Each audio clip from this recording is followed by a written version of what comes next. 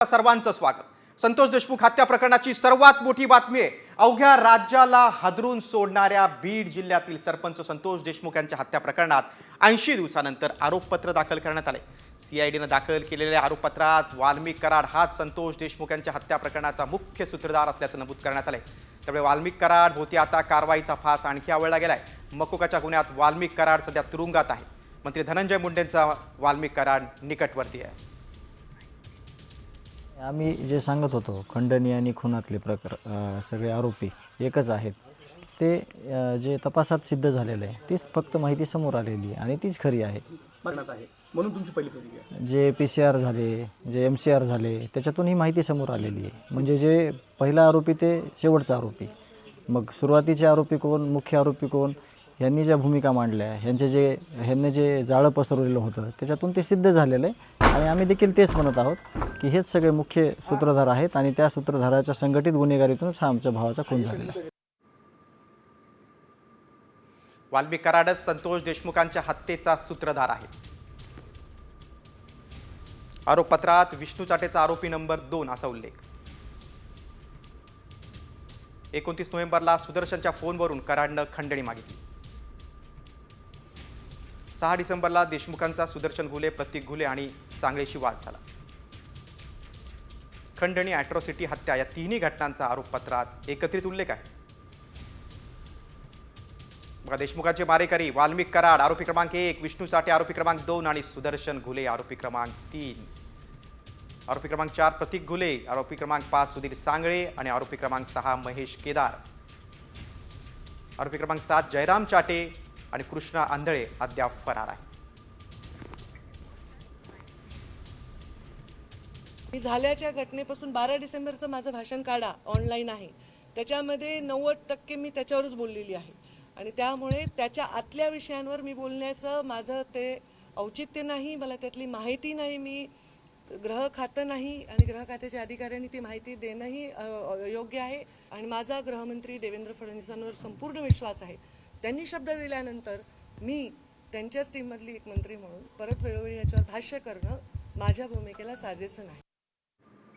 वाल्मिक कराडच्या आरोपपत्रावरून आता शरद पवार गटाच्या खासदार सुप्रिया सुळेंनी सरकारवर निशाणा साधलाय। मुख्यमंत्री PA आणि OSD बाबत कठोर निर्णय घेतात, मग मंत्र्यांवर का नाही, असा सवाल सुप्रिया सुळेंनी केलाय। मी OSD आणि PN बद्दल एवढा स्ट्रॉंग आणि कठोर निर्णय घेतला की झिरो टॉलरन्स, काहीतरी फिक्सर का शब्द तिने वापरला ना, फिक्सर।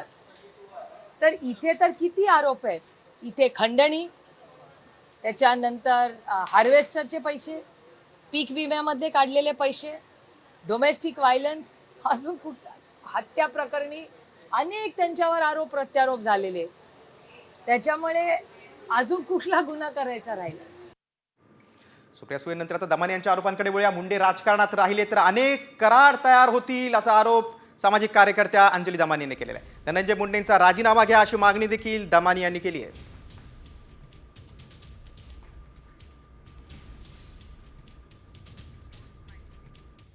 देशमुख जर आपल्यामध्ये आडवा आला तर त्याला संपवलं पाहिजे।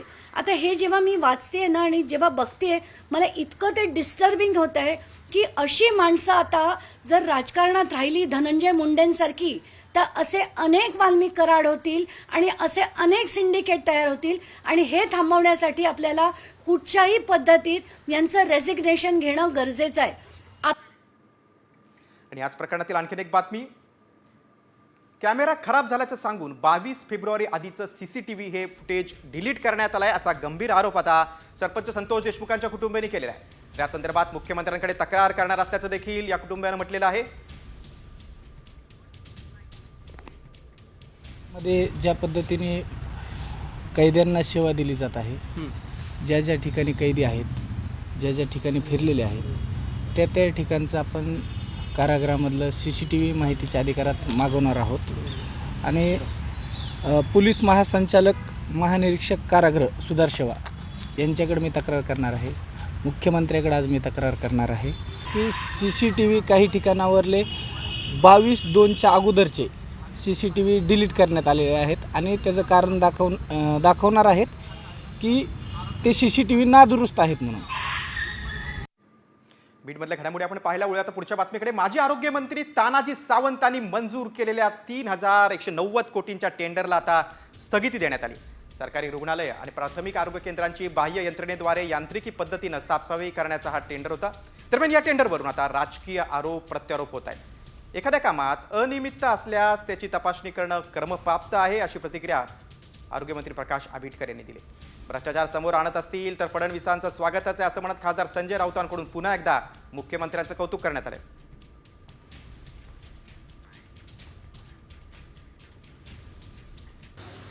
आरोग्य खात्यासारख्या खात्यात जो थेट सार्वजनिक आरोग्य, थेट जनतेशी संबंध येतो, गोरगरीब, आदिवासी, बिलो पॉवर्टी लाईन, त्यांच्या खात्यामध्ये, त्यांच्या पैशामध्ये जर अशा प्रकारे भ्रष्टाचार होणार असेल औषधामध्ये, खरेदीमध्ये, तर हे कसलं राज्य आहे? त्याच्यावेळी मी आधीही म्हटलं आहे की देवेंद्रजी फडणवीस राज्याचे मुख्यमंत्री म्हणून हे सगळं थांबवत आहेत आणि थांबवणार असतील. आणि आधीचा भ्रष्टाचार कसा झाला आहे जनतेसमोर आणणार असेल तर नक्की आम्ही त्यांचं स्वागत करतो आहोत. त्यांच्या प्रत्येक कृतीचं आम्ही स्वागत करू. आज आपल्याला विनंती अशी आहे की सार्वजनिक आरोग्यच नव्हे तर राज्यातल्या कुठल्याही विभागानं योग्य पद्धतीनं काम केलं पाहिजे. एखाद्या गोष्टीमध्ये अनियमितता असेल तर त्याची तपासणी करणं हे क्रमप्राप्त आहे. त्यामध्ये काय कुणावरती आक्षेप आणि कुठला पक्ष असा बेबनावा असायचा विषयच नाही. एखादी गोष्ट चुकीची असेल तर ती थांबली पाहिजे आणि त्याच्यामधली योग्य शहानिशा करून आपण पुढे गेलो पाहिजे. शेवटी आम्ही राज्यातल्या सर्व नागरिकांना जबाबदार आहोत. पुढची बातमी आहे माणिकराव कोकाटेंबाबत. मंत्री माणिकराव कोकाटे यांच्याबाबत सुनावणी संपलेली आहे. शरद शिंदेंच्या वकिलाकडून आता हरकत याचिका दाखल करण्यात आली आहे. थोड्याच वेळात आता निकाल जाहीर केला जाणार आहे. हरकत याचिकेवर आता निकालानंतर विचार करू. एकाच वेळी 2 हरकत याचिका आहेत. तुकाराम दिघोळे यांचे जावई आणि सिन्नरमधील शरद शिंदे यांनी दाखल केलेली हरकत याचिका आहे. कृषी मंत्री माणिकराव कोकाटेंना आता दिलासा मिळणार का, याकडे सर्वांचं लक्ष आहे. थोड्याच वेळात निकाल जाहीर होणार आहे. माणिकराव कोकाटे संदर्भातली सुनावणी संपलेली आहे. मुख्यमंत्री कोट्यातील सदनिका लाटल्या प्रकरणी ही सुनावणी आहे. थोड्याच वेळात निकाल जाहीर होणार आहे. दरम्यान मंत्री धनंजय मुंडे आणि कृषी मंत्री माणिकराव कोकाटे यांना पक्षश्रेष्ठींकडून अभय मिळाले आणि या दोन्ही मंत्र्यांवर पक्षाच्या पातळीवर कोणतीही कारवाई करण्यात आली नाही. केवळ कमी बोलण्याबाबत पक्षश्रेष्ठींकडून समज देण्यात आली आहे. मसाजोगचे सरपंच संतोष देशमुख यांच्या हत्येनंतर मंत्री धनंजय मुंडेंवर गंभीर आरोप करण्यात आले. तर खोटे कागदपत्र सादर करून शासनाकडून सदनिका लाटल्याच्या आरोपाला कोर्टानं कृषीमंत्री माणिकराव कोकाटेंना 2 वर्षांची. आणि आता बातमी आहे राज्यातील एसटीनं प्रवास करणाऱ्या महिलांच्या सुरक्षेबाबत. दररोज सरासरी 20 लाख महिला लालपरीतून प्रवास करतात. त्यातून सरकारकडून महामंडळाला वार्षिक 3,000 कोटी रुपये मिळतात. मात्र तरी देखील लाडक्या बहिणींच्या सुरक्षेसाठी एकाही आगारात स्थानकामध्ये महिला सुरक्षा रक्षक नसल्याचं धक्कादायक वास्तव समोर आलेलं आहे. लाडक्या बहिणींची सुरक्षा वाऱ्यावर कशी आहे ते आपण पाहूया. एकूण आगार आहेत 251 राज्यामध्ये. एकूण विभाग आहेत 31. बसगाड्यांची संख्या आहे 14,000.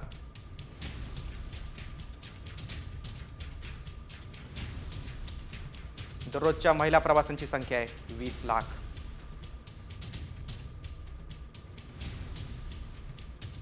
एकूण सुरक्षा रक्षक आहेत 2,690. महिला सुरक्षा रक्षक मात्र एकही नाही.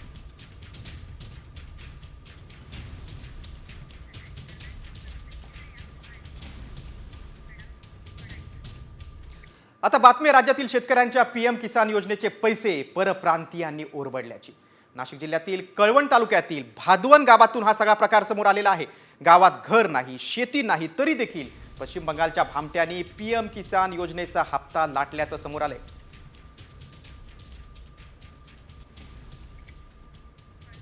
परप्रांतीयाने किती लाभ लाटला आपण ते पाहूया. परराज्यातून सायबर कॅफेमधून नोंदणी करून हप्ता लाटला. पीएम किसान योजनेचे 3,62,000 रुपये लागले.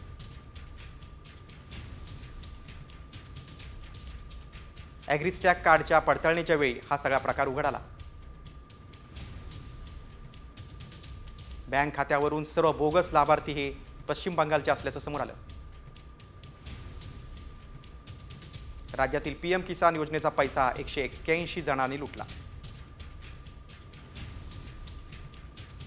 KYC सक्तीचं केल्यानं बोगस लाभार्थ्यांचा लाभ बंद झाला. राज्यातील शेतकऱ्यांच्या पैशांवर डल्ला मारणाऱ्या परप्रांतीयांचा कारनामा कसा उघड झाला त्याची माहितीच कृषी अधिकाऱ्यांनी दिली. त्यांच्याशी बातचीत केली आमचे प्रतिनिधी अभिजित सोनवणे यांनी. गावात घर नाही, शेती नाही, तरी देखील परराज्यातील 181 बोगस लाभार्थ्यांनी नाशिक जिल्ह्यातल्या एका गावामधून PM किसान योजनेचा हप्ता लाटल्याचा धक्कादायक प्रकार समोर आलेला आहे. नेमकं काय घडलंय आपण जाणून घेऊयात. हा विषय तसा येत नाही, परंतु आता ॲग्रिस्टॅगची जी नोंदणी चालू आहे तर यामध्ये PM किसानचे जे शेतकरी आहेत त्यांना जो OTP जातो तो OTP जे काही नोंदणी झालेले शेतकरी त्यांना लगेच गेल्यामुळे त्यांची नोंदणी लवकर होईल आणि ॲग्रिस्टॅगचं उद्दिष्ट लवकर पूर्तता होईल म्हणून आपण PM किसानच्या याद्या या CSC सेंटरवाल्यांकडे दिल्या होत्या की जेणेकरून त्या शेतकऱ्यांना बोलवून ॲग्रिस्टॅगची नोंदणी जर लवकर झाली तर आपला जिल्हा हा त्याप्रमाणे अग्रेसर राहील. आणि त्या पद्धतीने जेव्हा ह्या याद्या आपण दिल्या तर त्यावेळेस ती नावं आढळली की याच्यामध्ये भादवण गावातील 181 लोक हे त्या गावातील रहिवासी नसताना त्यांची PM किसानमध्ये नोंदणी झाली असं आढळलेलं आहे. राज्यातील शेतकऱ्यांसाठीचे पैसे परप्रांतीयांनी लाटल्याचं उघड झाल्यानं या घोटाळ्यावर साम टीव्हीनं काही सवाल उपस्थित केलेत. गावात शेतजमीन नसताना परप्रांतीय लाभार्थी PM किसान योजनेचे लाभार्थी कसे? इनोवरा हे शेतकऱ्याचं नाव कसं असू शकतं? ऑनलाईन नोंदणीनंतर कागदपत्रांचं व्हेरिफिकेशन का केलं नाही? व्हेरिफिकेशन शिवाय बोगस लाभार्थ्यांच्या नावानं बँक खात्यात पैसे कसे पाठवले? बोगस लाभार्थ्यांची प्रशासनाकडून चौकशी का केली नाही? आणि बोगस लाभार्थ्यांकडून सरकार पैसे वसूल करणार का? बोगस लाभार्थ्यांचा पत्ता आणि फोन नंबरच्या त्रुटींना जबाबदार कोण? सामचे हे सवाल तुम्ही पाहिलेत. परप्रांतीयांनी कसा PM किसानचा पैसा लुटला ते आपण पाहिलं. पुढची बातमी आता शनी शिंगणापूर. जर तुम्ही शनी शिंगणापूरला दर्शनासाठी जाताय तर ब्रँडेड तेलच घेऊन जा, कारण आजपासून शनिदेवाला केवळ ब्रँडेड तेलच चढवता येणार आहे. देवस्थानं घेतलेल्या निर्णयाची आजपासून अंमलबजावणी केली जाणार आहे. दुकानदारांनीही प्रमाणित कंपन्यांचं तेल विकण्याची त्यांना सक्ती करण्यात आलेली आहे. शनी शिंगणापुरात दररोज हजारो भक्तांकडून शनिदेवाला तेलानं अभिषेक केला जातो आणि त्यामुळे मूर्तीची झीज होऊ नये यासाठी आता केवळ ब्रँडेड गुणवत्ता असलेलं तेल वाहण्याचाच मंदिर प्रशासनानं ठराव केला आणि आज शनिवार आहे आणि आजपासून या ठरावाची आता अंमलबजावणी सुरू झालेली आहे. देवस्थानच्या या निर्णयाची आजपासून अंमलबजावणी आहे. शनिदेवाला आजपासून केवळ ब्रँडेड तेलच तुम्हाला वाहता येणार आहे. जे आसपासचे दुकानदार आहेत त्यांना देखील याबाबतची आता सक्ती करण्यात आलेली आहे.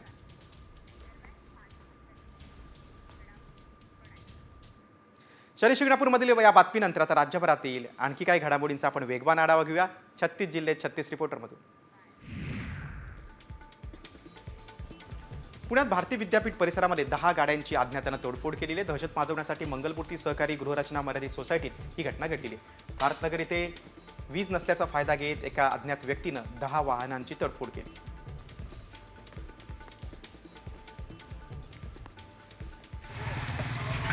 डोंबिवलीतील उद्यानासाठीच्या आरक्षित भूखंडावरील इमारतीवर बुलडोजर चालवलेला आहे. या प्रकरणी बिल्डर चेतन माळी विरोधात गुन्हा दाखल करण्यात आला आहे. पोलीस बंदोबस्तात पोकलेन JCBच्या सहाय्यानं ही इमारत KDMCच्या कर्मचाऱ्यांनी उद्ध्वस्त केली.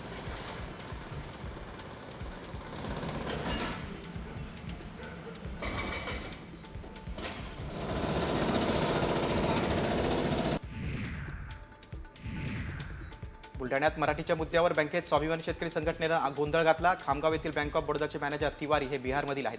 त्यांना मराठी येत नाही. त्या मुद्द्यावर स्वाभिमानी शेतकरी संघटनेचे कार्यकर्ते आक्रमक झाले. त्यांनी गोंधळ घालत तिवारींची कानउघडणी केली.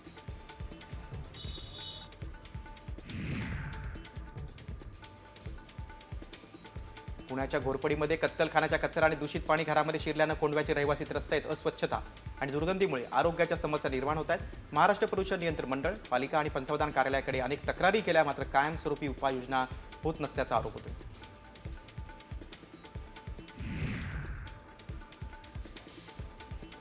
सोलापूर जिल्ह्याची वर्धाईने असलेल्या उजनी धरणाची पाणी पातळी फेब्रुवारी अखेर 50% येऊन ठेपले आणि उन्हाळ्याच्या तोंडावर उजनी 50%वर आले. येत्या काळात वाढत्या उष्णतेमुळे बाष्पीभवनानं उजनीची पाणी पातळी अजून कमी होण्याची शक्यता आहे.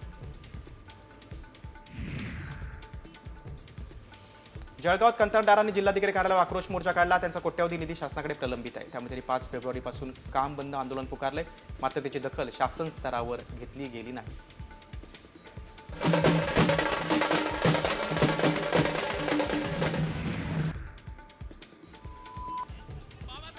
बुलढाण्यातल्या खामगाव तालुक्यातील वजर गावात 2 गटात काल राडा झाला होता. पोलिसांनी दोन्ही गटांची बैठक घेऊन हा वाद मिटवला आहे. महापुरुषांच्या अनधिकृतरित्या बसवलेल्या पुतळ्यांबद्दल वाद निर्माण झाला होता. या ठिकाणी हाणामारी आणि दगडफेकी झाली होती. सध्या गावात शांतता आहे.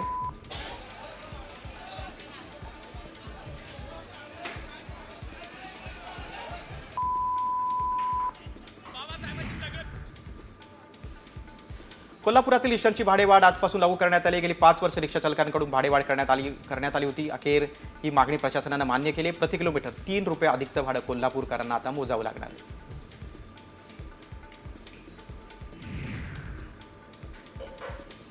अमरावती जिल्ह्यातील मोझरी बस स्थानक हा आंबट शौकीनांचा अड्डा बनलाय. कारण बस स्थानक परिसरातच कंडोमचा सडा आणि दारूच्या रिकाम्या बॉटल्स दिसून आल्या. त्या प्रकरणी आता एसटी महामंडळ आणि पोलीस प्रशासनाच्या भूमिकेवर प्रश्नचिन्ह दिसून येते.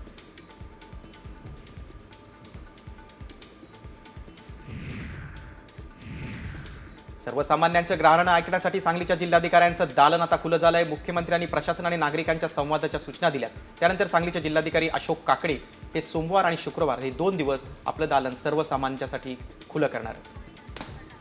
संदर्भातलं सादरीकरण झालं. महिलांवरचे अत्याचार, बालकांवरचे अत्याचार याची रोकथाम करण्याकरता, त्याचप्रमाणे अशा प्रकारच्या गुन्हे उघडकीस आणण्याकरता आणि अशा प्रकारच्या गुन्ह्यांमध्ये अतिशय वेळेत आरोपपत्र कसं जाईल या संदर्भातली एक चर्चा त्या ठिकाणी झाली. यासोबत ड्रग्सच्या संदर्भात कशा प्रकारची कारवाई चाललेली आहे आणि पुढे कशा प्रकारची कारवाई केली पाहिजे या संदर्भातली देखील चर्चा त्या ठिकाणी झाली. उद्योगांना कुठल्याही प्रकारे त्रास होऊ नये या दृष्टीनं आपल्याला काय करता येईल या संदर्भातली चर्चा झाली. आणि त्याचसोबत आपली जी फॉरेन्सिक कॅपेबिलिटी आहे ती आपल्याला कशी वाढवता येईल या संदर्भातलं देखील एक सादरीकरण हे करण्यात आलेलं आहे. एकूणच या सगळ्या परिषदेमध्ये मी हे सांगितलेलं आहे की ड्रग्सच्या संदर्भात 0 टॉलरन्स पॉलिसी असणार आहे आणि कुठलाही पोलीस तो कुठल्याही रँकचा असो हा जर ड्रग्सच्या प्रकरणाशी थेट संबंधित सापडला तर त्याला सस्पेंड न करता थेट बडतर्फ करण्यात येईल अशा प्रकारची पॉलिसी घेण्याचा निर्णय आम्ही त्या ठिकाणी घेतलेला आहे. यासोबत महिलांवरचे जे अत्याचार आहे तर त्या संदर्भात वेळेत चार्जशीट दाखल होणं आणि कमीत कमी काळात चार्जशीट दाखल होणं या संदर्भात एक डायनामिक प्लॅटफॉर्मच्या माध्यमातून त्याचं ट्रॅकिंग आम्ही करतो आहोत. आणि यासोबत विशेषतः नवीन कायद्याने लोकांची जी काही जप्त झालेली संपत्ती असते, एखाद्या क्राईममध्ये सापडलेली संपत्ती असते, ही संपत्ती परत करता येईल अशा प्रकारचे आता तरतुदी तयार केल्या आहेत. तर त्या तरतुदीच्या अनुरूप देखील काम करून पुढच्या 6 महिन्यामध्ये पोलीस स्टेशन्स रिकामे झाले पाहिजेत. म्हणजे जो मुद्देमाल आहे तो मुद्देमाल लोकांना परत गेला पाहिजे याही दृष्टीने आदेश दिलेले आहेत.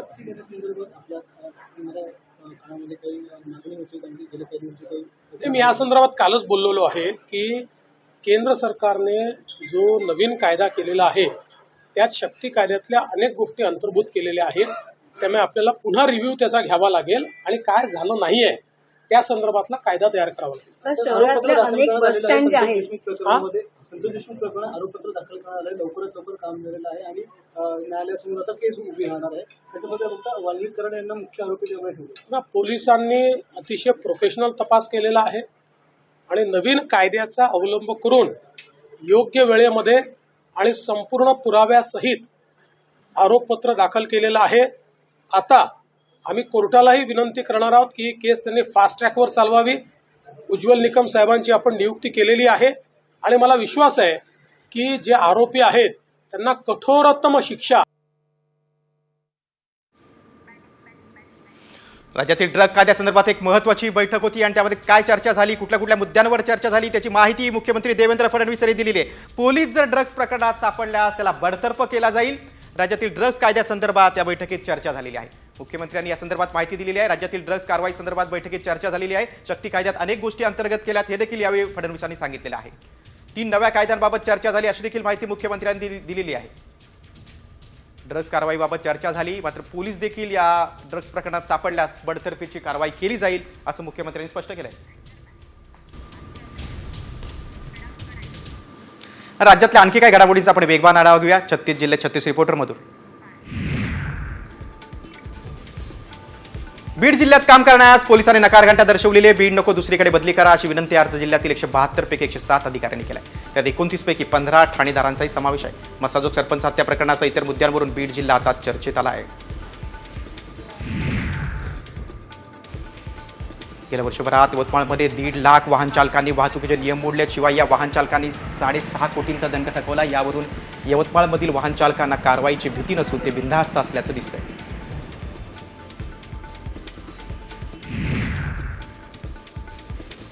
यवतमाळच्या टिपेश्वर अभयारण्यातून धाराशिवमध्ये आलेल्या वाघाला पकडण्यासाठी वनविभागाला मिळालेली मुदत आता संपली आहे. मात्र वाघ पकडण्यात वनविभाग सपशेल अपयशी ठरलाय. 28 फेब्रुवारीला संपलेली मुदत वाढवण्याची मागणी वनविभागाकडून करण्यात आलेली आहे. मात्र पुन्हा मुदत वाढ मिळते का ते पाहावं लागणार आहे.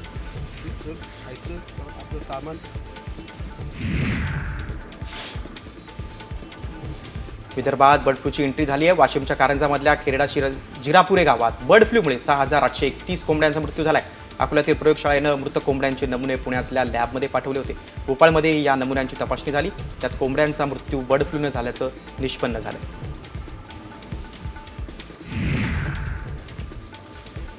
लातूरच्या निलंगा तालुक्यातील हनुमंतवाडी मुगाव शिवारात जंगली रानडुकरांनी हायदोस घातलाय. शेतकरी हरिभाऊ रुबदेंच्या 3 एकर शेतातील नवीन लागवड केलेली केळीची बाग रानडुकरांनी रातोरात उद्ध्वस्त केली. या जंगली रानडुकरांच्या बंदोबस्त करून मदत करण्याची मागणी शेतकऱ्यांना शासनाकडे केली.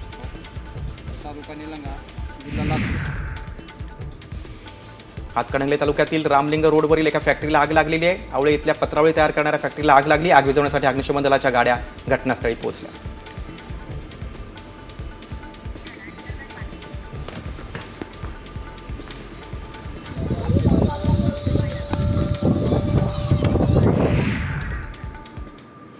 बातम्या आता कृषी मंत्री माणिकराव कोकाटे यांच्या संदर्भातील. कोकाटे यांच्याबाबतची जी सुनावणी होती कोर्टामधली ती आता पुढे ढकलण्यात आली आहे. 5 मार्चला आता पुढील सुनावणी होणार आहे. कोकाटेंच्या शिक्षेसंदर्भातील सुनावणी पुढे ढकलण्यात आलेली आहे. माणिकराव कोकाटे यांनी खोटी कागदपत्र सादर करून मुख्यमंत्री कोट्यातील सदनिका लाटल्याप्रकरणी त्यांना शिक्षा झालेली आहे 2 वर्षांची आणि त्या संदर्भातीलच शिक्षेप्रकरणी आता सुनावणी पुढे ढकलण्यात आलेली आहे. पुढील सुनावणी आता 5 मार्चला होणार आहे. कोकाटेंवरील सुनावणी 5 मार्चला होणार आहे. आता कृषी मंत्री माणिकराव कोकाटे अडचणीत आलेले आहेत. त्यांना पुढे दिलासा कोर्टाकडनं मिळणार का?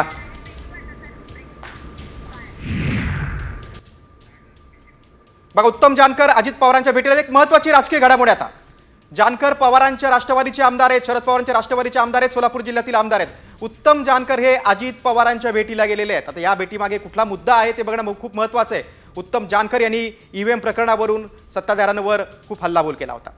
उत्तम जानकर हे अजित पवारांच्या भेटीला गेलेले आहेत. शरद पवारांच्या पक्षाचे आमदार, सोलापूर जिल्ह्यातील आमदार उत्तम जानकर हे अजित पवारांची भेट घेण्यासाठी आलेत. आपण दृश्यामध्ये बघू शकतो. कुठल्या कारणासाठी ते अजित पवारांची भेट घेण्यासाठी आलेले आहेत ते पाहणं खूप महत्त्वाचं आहे.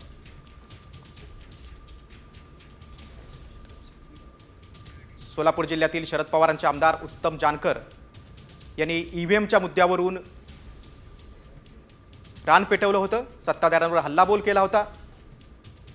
शरद पवारांच्या पक्षाचे आमदार जानकर मात्र आता अजित पवारांची भेट घेण्यासाठी आलेले. तर आपण अधिक माहिती घेऊया. आमचे प्रतिनिधी पुण्याचे नितीन पाटणकर आपल्यासोबत आहेत. नितीन, उत्तमराव जानकर अजित पवारांच्या भेटीला गेलेत. कुठला मुद्दा आहे? का त्यांना भेट घ्यावीशी वाटते?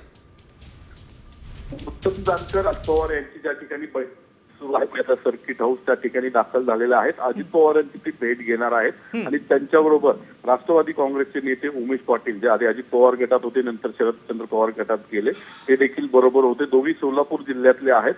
उत्तम जानकर यांचं म्हणणं आहे की नक्कीच नितीन, आता या भेटीनंतर काय उत्तम जानकर माहिती देतात ते बघणं महत्त्वाचं आहे. माळशिरसचे आमदार उत्तम जानकर हे अजित पवारांच्या भेटीला गेले होते. आता पुढच्या बातमीकडे. सरपंच देशमुख हत्येच्या आरोपपत्राची कॉपी ही सामच्या हाती लागलेली आहे. वाल्मिक कराडच सरपंच हत्येचा मास्टरमाइंड असल्याचा समोर आलेला आहे. सीआयडीनं 1500 पानांचं आरोपपत्र कोर्टात दाखल केलेलं आहे.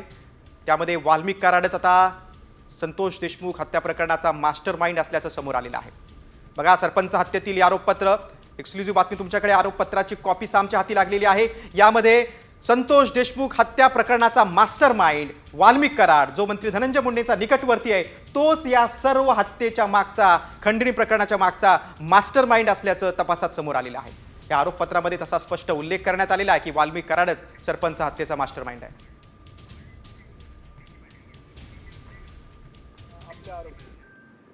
आम्ही पहिल्या दिवसापासून आरोप करत होतो की याचा मास्टर माइंड, याचा करता करविता हा वाल्मिक कराडच आहे पहिल्या दिवसापासून.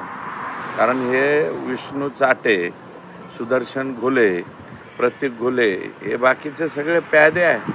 हे वापरून घेणारा आणि वापरणारा एकमेव व्यक्ती म्हणजे वाल्मिक कराड. आणि त्याच्यामुळं वाल्मिक कराड हा 100% यातला मास्टर माइंड आहे हे मी पहिल्या दिवसापासून म्हणत होतो. आणि आता चार्जशीटमध्ये पोलिसांनी सुद्धा त्याच्यावरती मोहर लावलेली आहे. याच्यामधला ॲट्रॉसिटी 101, त्याच्यानंतर खंडणी आणि मोका हे 3 गुन्हे आहेत. मोका तर ह्या एकत्रितरित्या लावलेला आहे, परंतु हे 3ही गुन्हे कलम 34 प्रमाणे आता याचं दायित्व जे आहे सगळ्यांचं सारखं याच्या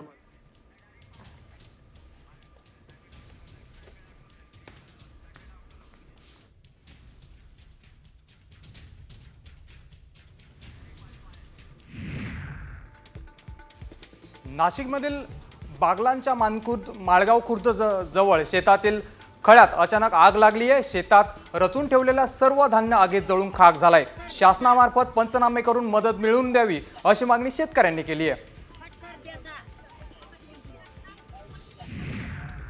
पालघरच्या बिडको येथील उत्सवाल इंडस्ट्रीत आग लागली होती. सॉक्स बनवणाऱ्या कंपनीत आग लागल्यानं अग्निशमन दलाला पाचारण करण्यात आलं. सुदैवानं कुठलीही जीवितहानी नाहीये, मात्र आगीचं कारण अद्याप अस्पष्ट आहे. जळगावच्या एरंडोल तालुक्यातील घरगुती वादातून बापाने आपल्या 22 वर्षाच्या तरुण मुलाची हत्या केली आहे. हत्येनंतर वडिलांनी आत्महत्या केली आहे. मुलगा रील स्टार होता. दारू पिऊन भांडण उकरून काढत असल्यानं वडिलांनी हे टोकाचं पाऊल उचललंय. उलवे येथे खाडी पुलावर आढळलेल्या मृतदेहाची ओळख पटवून हत्येचा गुन्हा उघडकीस आणण्यात पोलिसांना यश आलंय. सचिन मोरे असं मृत इसमाचं नाव आहे. त्याच्या पत्नीनेच आपल्या अल्पवयीन मुलाच्या आणि मित्राच्या सहाय्याने त्याची हत्या केल्याचं उघड झालंय. नांदेडमधील कंधार शहरात प्रवासी घेऊन जाणाऱ्या रिक्षाचं ब्रेक फेल झाल्यामुळे रिक्षा उलटली. यावेळी 6 प्रवासी आणि 1 लहान मुलगा प्रवास करत होता. त्यात 3 जण गंभीर जखमी झाले असून इतरांना किरकोळ दुखापत झाली आहे. त्यांच्यावर नांदेड रुग्णालयात उपचार सुरू आहे. मुंबई गोवा महामार्गावर रात्री वाकेड घाटात कंटेनर उलटून अपघात झालाय. अपघातानंतर कंटेनरला भीषण आग लागली आहे. ड्रायव्हर क्लीनर आगीत होरपळत असताना स्थानिक नागरिकांना त्यांना वाचवलंय. अग्निशमन विभागाने त्वरित आगीवर नियंत्रण मिळवलंय.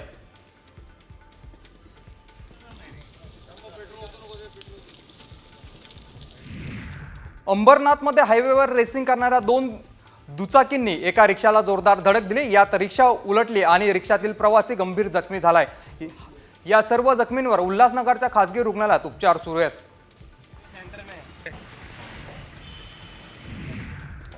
वाघोलीत गांजा विक्री आणि खरेदी करणाऱ्या 4 अटक करण्यात आली आहे. त्यांच्यावर NDPS कायद्याअंतर्गत गुन्हा दाखल केलाय. वाघोली पोलिसांनाही या आरोपींच्या हालचालींवर संशय आल्यानं चौकशीतून ही बाब समोर आली आहे.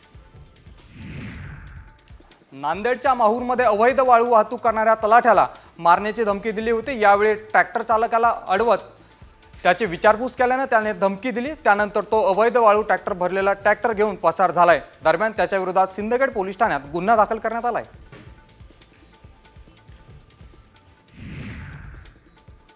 पुण्यात युवकाच्या हत्येप्रकरणी वालचंदनगर पोलिसांनी 24 तासात 5 आरोपींना जेरबंद केलंय. इंदापूर तालुक्यात श्रेयवादाच्या लढाईतून एका 34 वर्षीय युवकावर शस्त्र हल्ला करण्यात आला होता. उपचारादरम्यान या युवकाचा मृत्यू झालाय.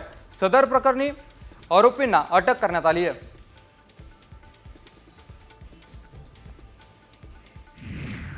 भंडाऱ्याच्या गोपरवाही पोलिसांनी मॅग्नीज तस्करीचा पर्दाफाश करत 7 जणांना अटक केली. या दरम्यान 50 लाखांचा मुद्देमाल जप्त केलाय. अनधिकृत मॅगझिन ट्रकमध्ये भरल्याचं उघडकीस झालंय. त्यानंतर ट्रक डोंगरी मॉईल कार्यालयात जमा करण्यात आलाय.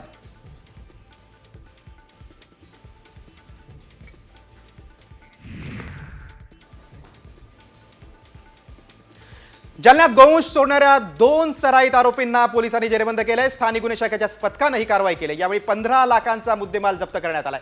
तर चौकशीत जनावर चोरीचे 22 गुन्हे उघडकीस आलेत.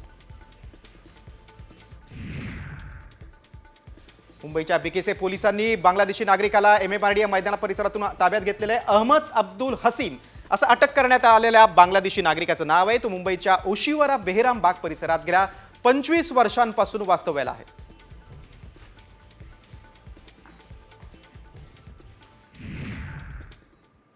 आणि 36 जिल्हे 36 रिपोर्टनंतर पुढची बातमी नाशिकमधून. गंगापूर रोडवरील एका कॅफेवर भाजपच्या आमदार देवयानी फरांदे यांनी पोलिसांना घेऊन छापा टाकला. त्यावेळी कॅफेमध्ये अश्लील प्रकार सुरू असल्याचा दावा फरांदे यांनी केलाय.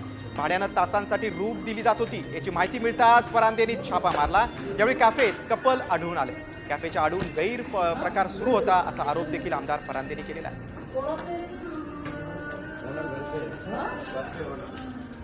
स्वतः ह्या ठिकाणी मी स्वतः धाड टाकली आणि त्याच्यामध्ये मला अतिशय वाईट अशा गोष्टी ह्या ठिकाणी आढळून आल्या. नाशिकची संस्कृती बिघडत आहे. नाशिक शहर पोलिसांनी ह्या विषयावरती तातडीने काम करायला पाहिजे आणि गंगापूर पोलीस स्टेशन असेल, सरकारवाडा पोलीस स्टेशन असेल, ह्यांच्या हद्दीमध्ये हे सगळे विषय असे चालू असताना ह्याच्यावरती आजपर्यंत कारवाई झालेली नाही आहे.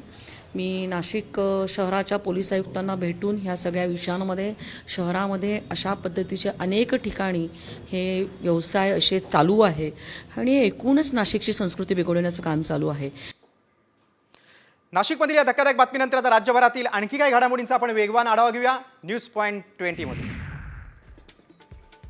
माजी आरोग्यमंत्री तानाजी सावंत यांनी मंजूर केलेल्या 3,190 कोटींच्या टेंडरला स्थगिती देण्यात आली. सरकारी रुग्णालय आणि प्राथमिक आरोग्य केंद्रांची बाह्य यंत्रणेद्वारे यांत्रिकी पद्धतीने साफसफाई करण्यासाठी हे टेंडर होतं. दरम्यान या टेंडरवरून राजकीय आरोप प्रत्यारोप होत आहे.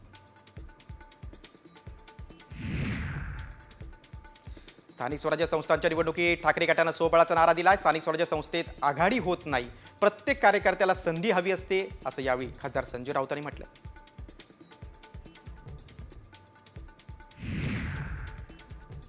विरोधी पक्षनेतेपदासाठी अद्याप कोणाचाही अर्ज मिळालेला नाही अशी माहिती सूत्रांकडून मिळते. विरोधी पक्षनेते पदावरून मबियामध्ये घमासान माजलंय. मबियात जागा वाटपाच्या वादानंतर आता विरोधी पक्षनेतेपदाचा वाद पेटण्याची चिन्ह आहेत. अर्थसंकल्पीय अधिवेशन काही तासांवर आहे, मात्र विरोधी पक्षनेता अद्याप ठरलेला नाही. विरोधी पक्षनेतेपदासाठी आदित्य ठाकरेंच्या नावाची चर्चा आहे. विरोधी पक्षनेतेपदासाठी ठाकरे गट आग्रही असल्याची माहिती सूत्रांकडून मिळते. तर भास्कर जाधवांच्या नावाला आमदारांचा विरोध असल्याची माहिती मिळते. एकनाथ शिंदे मुख्यमंत्री असताना त्यांच्या कार्यकाळात घेतलेल्या आणखीन एका निर्णयाला फडणवीस सरकारनं ब्रेक लावलाय. शिंदेनी मंजूर केलेल्या आरोग्य विभागाच्या 3,200 कोटींच्या कामांना स्थगिती दिली. कामाचा कोणताही अनुभव नसताना कंपनीला यांत्रिकी साफसफाईचं कंत्राट दिल्याचा ठपका ठेवण्यात आलाय. एकनाथ शिंदेंच्या आवाहनाला अजित पवारांनी उत्तर दिलेलं आहे. भाजप, शिवसेना आणि राष्ट्रवादी काँग्रेसचे 3 पक्ष मिळून सत्तेत आहेत असं अजित पवार म्हणाले. अजित पवारांच्या पुण्यात भगवा झेंडा फडकवायचा आहे असं एकनाथ शिंदे म्हणाले. त्यावर अजित पवारांनी हे उत्तर दिलं. उद्धव ठाकरे कुंभमेळ्यात का गेले नाही तसा सवाल एकनाथ शिंदेंनी केला. त्यावर आता संजय राऊतांनी उत्तर दिलंय. मी मोहन भागवतांना फॉलो करतो, ते कुंभमेळ्यात गेले होते का असं म्हणत खासदार संजय राऊतांनी शिंदेंना टोला लगावलाय. एक दिवस तुम्हाला पुन्हा मातोश्रीच्या दारात यावंच लागेल. शिंदे गटाचे नेते रामदास कदमांच्या टीकेला खासदार संजय राऊतांनी जोरदार उत्तर दिले. उद्धव ठाकरेंना राज्यातून उद्ध्वस्त केल्याशिवाय मी राहणार नाही, गप्प बसणार नाही, माझं नाव सांगणार नाही असा घणाघात रामदास कदमांनी केला होता. त्याला आता राऊतांनी प्रत्युत्तर दिलंय. कोल्हापुरातल्या एकूण 5 मतदारसंघातून शक्तीपीठ महामार्ग जातो, मात्र त्यातल्या 4 आमदारांचा शक्तीपीठ महामार्गाला विरोध असल्याची माहिती सतेज पाटील यांनी दिली. आमचा विरोध केवळ कोल्हापूरसाठी नसून हा मार्गच नको यासाठी आमचा लढा आहे असं सतेज पाटील म्हणाले. मिठी नदीचा गाळ काढण्याच्या टेंडरमध्ये फेरफार करून 90 कोटींचा घोटाळा झाल्याचा आरोप ठाकरे गटाचे नेते अनिल परब यांनी केलाय. एका विशिष्ट कंपनीला फायदा पोहोचवण्यासाठी हेतून टेंडरमध्ये फेरफार केल्याचा आरोप अनिल परब यांनी केलाय. गावठाण क्षेत्राचा विस्तार करून जमिनीच्या नोंदी अद्ययावत करणार असा निर्णय महसूल मंत्री चंद्रशेखर बावळकर यांनी घेतलेला आहे. पहिल्या टप्प्यात गावठाण क्षेत्राचा विस्तार करून त्याच्या नोंदी तयार करणार असल्याचं त्यांनी सांगितलं. नगररचना विभागानं माहिती सादर करण्याचे निर्देश बावनकुळे यांनी दिलेले आहेत. आता 11वी प्रवेशाबाबतची एक महत्त्वाची बातमी आहे. राज्यातील सर्वच कनिष्ठ महाविद्यालयातील 11वीचे सर्व प्रवेश आता केंद्रीय ऑनलाईन पद्धतीनं होणार आहेत. त्यामुळे आता गुणवत्ताधारक विद्यार्थ्यांना राज्यातील कनिष्ठ महाविद्यालयात सहज प्रवेश मिळण्याचा मार्ग मोकळा झाला आहे. यंदाच्या शैक्षणिक वर्षापासून धोरणात्मक निर्णयाची अंमलबजावणी शालेय शिक्षण विभाग करणार आहे. त्यामुळे संस्था चालकांच्या मनमानी कारभाराला चाप बसणार आहे.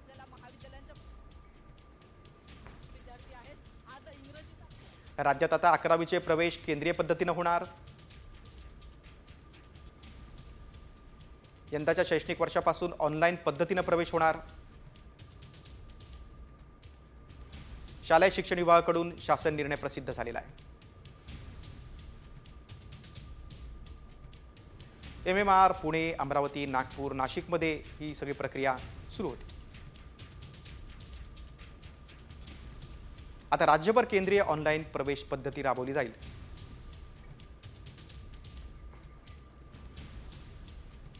आता आपण पुन्हा त्या राज्यातल्या आणखी काही घडामोडींचा वेगवान आढावा घेऊया News.20 मधून. उदयनराजेंनी भेटायला आलेल्या एका चिमुकलीला जादू करून चॉकलेट दिलं. खासदार उदयनराजे हे नेहमीच आपल्या वेगवेगळ्या अंदाजात पाहायला मिळतात. कधी भर चौकात कॉलर उडवताना तर कधी बुलेटवरून अगदी दमदार एंट्री मारतात. आता त्यात जादूची भर पडली.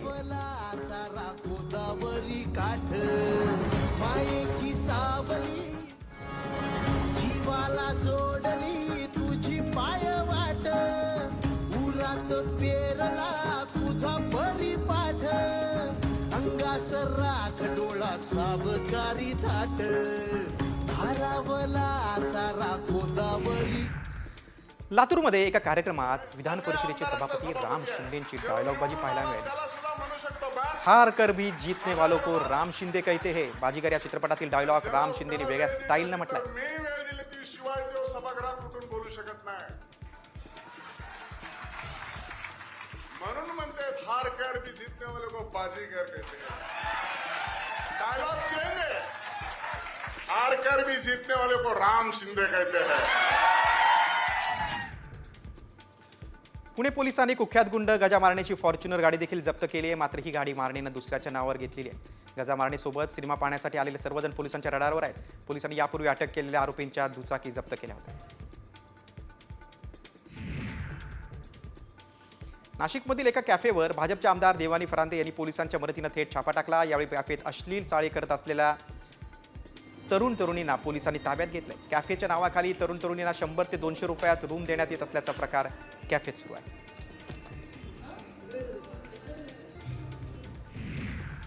प्रशांत जाधव गोळीबार प्रकरणात दीपक बडगुजर आणि 5 संशयित आरोपींना दिलासा मिळाला. नाशिक पोलिसांनी बडगुजर यांच्यासह 5 जणांवर मकोका लावला होता. मात्र अप्पर पोलीस महासंचालकांनी मकोका लावण्यास परवानगी नाकारली. दीपक बडगुजर हे ठाकरे सेनेचे जिल्हा प्रमुख सुधाकर बडगुजर यांचा मुलगा आहे.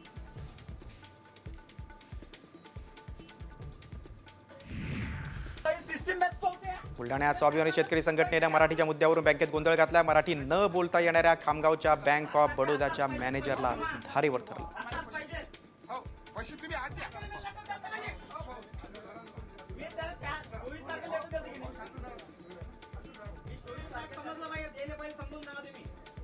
उद्यापासून मराठी माणूस कोपऱ्यात बसला पाहिजे तुमच्या सिस्टीम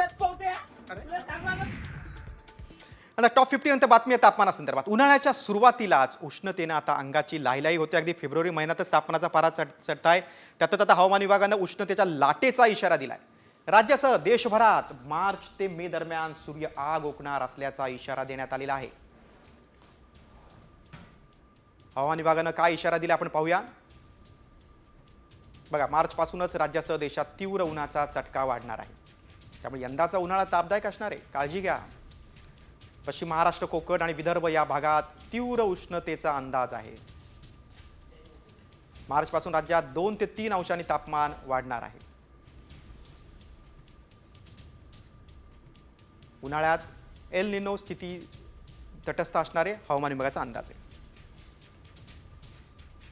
मार्चमध्ये कोकण, मध्य महाराष्ट्र आणि मराठवाड्यात पावसाचा अंदाज आहे.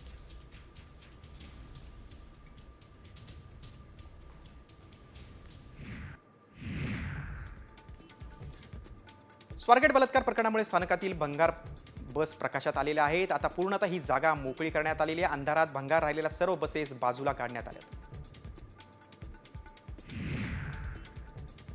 स्वारगेट बस स्थानकातील बलात्कार घटनेच्या निषेधार्थ महिला जागर समिती आक्रमक झाली. महिलांसाठी सुरक्षित समाज असणं हे त्यांच्या संविधानिक अधिकार आहे, त्यामुळे महिला सुरक्षिततेसाठी तिरडी काढून धरणं आंदोलन करण्यात आलं. शिवाय गृहराज्यमंत्री योगेश कदम यांच्या राजीनाम्याची मागणी करण्यात आली.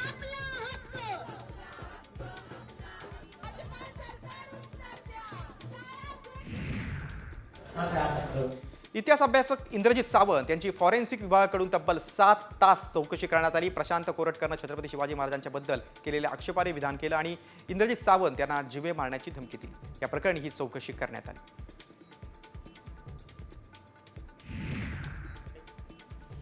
छत्रपती शिवाजी महाराजांबद्दल आक्षेपार्ह टिप्पणी करणारा प्रशांत कोरटकर गायब झाल्याची माहिती मिळते. कोल्हापूरनंतर आता नागपूर पोलिसांनी देखील कोरटकरच्या विरोधात गुन्हा दाखल केलाय.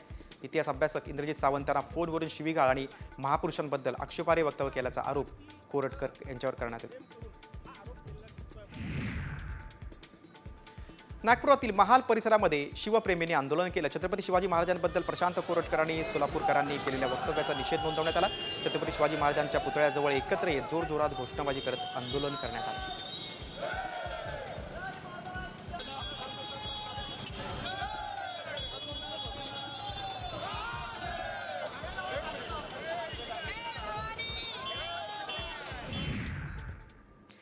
टॉप 50 नंतर आता वळूया आपण लाडकी बहीण योजनेकडे. या योजनेत लाभार्थ्यांची संख्या घटत चाललेली आहे. दुसरीकडे सरकार पात्र लाडक्यांना खुश करण्याचा प्रयत्न करते. सरकार आगामी होळी सणाला बहिणींना एक गिफ्ट देणार आहे. पाहूया काय हे गिफ्ट या विशेष रिपोर्टमध्ये. लाडकीला साडीचा मुहूर्त ठरला. लाडकीला मिळणार होळीला साडी. नवीन साडीनं सण होणार साजरा.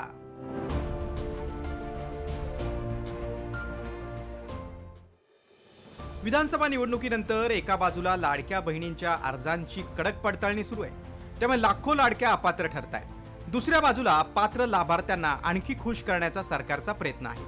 लाभार्थ्यांना सरकारनं गिफ्ट देण्याचं ठरवलंय. होळीच्या निमित्तानं रेशन दुकानातून साड्यांचं वाटप होणार आहे. अंत्योदय योजनेतील शिधापत्रिकाधारक महिलांना मोफत साडी देण्यात येणार आहे. या उपक्रमाची अंमलबजावणी वस्त्रोद्योग विभागाकडून केली जाणार आहे. पुणे जिल्ह्यात सुमारे 50,000 महिलांना साड्या देण्यात येणार आहेत. त्यामध्ये सर्वात जास्त साड्या बारामती तालुक्यात दिल्या जाणार आहेत. त्यामुळे होळीच्या सणाला लाडक्या बहिणींवर आनंदाच्या रंगाची उधळण होणार आहे. पुणे जिल्ह्यात कोणत्या तालुक्यातील किती महिलांना लाभ मिळेल पाहूयात. एकूण साड्यांची संख्या 48,874. त्यामध्ये आंबेगाव तालुक्यात 5,137, बारामती तालुक्यात 7,975, भोरमध्ये 1,909, दौंडमध्ये 7,222, हवेलीमध्ये 251, इंदापूरमध्ये 4,453, जुन्नरमध्ये 6,838 आणि खेड तालुक्यात 3,218 साड्यांचं वाटप होणार आहे. दुसरीकडे जळगाव जिल्ह्यातही अंत्योदय शिधापत्रिका असलेल्या कुटुंबाला साडी मिळणार आहे. जळगाव जिल्ह्यात 1,35,302 महिलांना साडी मिळणार आहे. अन्नधान्य पुरवठा विभागाच्या माध्यमातून उपक्रम राबवला जाईल. ग्रामीण आणि शहरी भागातील सर्व रेशन दुकानांवर अंत्योदय कार्ड धारकांच्या संख्येनुसार होळीनिमित्त साड्या उपलब्ध करून दिल्या जाणार असल्याची माहिती अधिकाऱ्यांनी दिली आहे. लाडकी योजनेचा आर्थिक भार जास्त झाल्यानं इतर योजनांना कात्री लावण्याची वेळ सरकारवर आली आहे. अशा स्थितीतच सरकारनं साड्या देण्याचा नवा घाट घातलाय. मात्र या साड्यांची गुणवत्ता चांगली असेल की नाही याबाबत आत्तापासून चर्चा सुरू झाली आहे. ब्युरो रिपोर्ट, साम